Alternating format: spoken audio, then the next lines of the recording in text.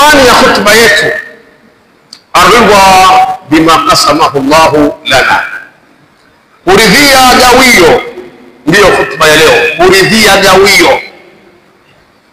Kila aliyekuwa hapa ana chake ambacho Mwenyezi Mungu Jalla wa Ala amempa.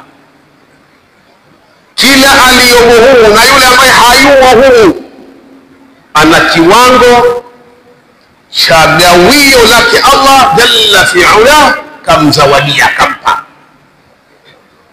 Yanbaghi lahu an yattadhiya bihadhihi alqisma, yatakikana aridhie gawio hili, asibabaishwe, asihangaike. Alayhi biridha, ni juu yake aridhie.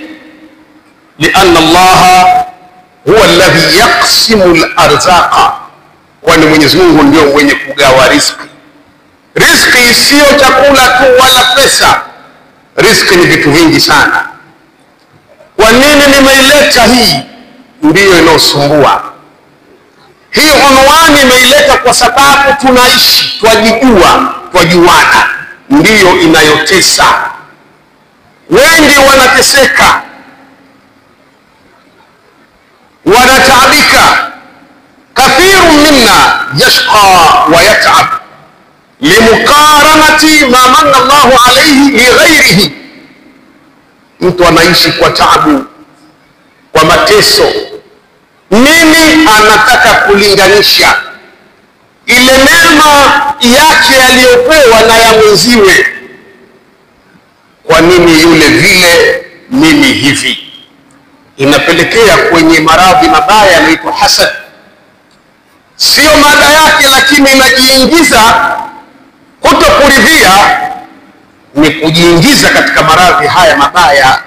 Daun ubbad, daun fatak, ni maradhi yenye kuponda utu na murua wa binadamu na kumaliza matendo yaliyokuwa mema. Kwa hiyo kila ulivyo ndivyo ulivyo, usitake visivyo. Kila ulivyo ndivyo ulivyo, usitake visivyo.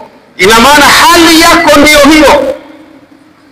Wewe kama ni mmiliki wa baskeli ndio yako, yule kama ni mmiliki wa gari ndio lake, yule kama anaitwa imamu ndio huyo, wewe kama waitwa maamuma ndio wewe, yule kama anaitwa raisi ndio huyo, na wewe kama unaitwa raia ndio huyo. Allah subhanahu wa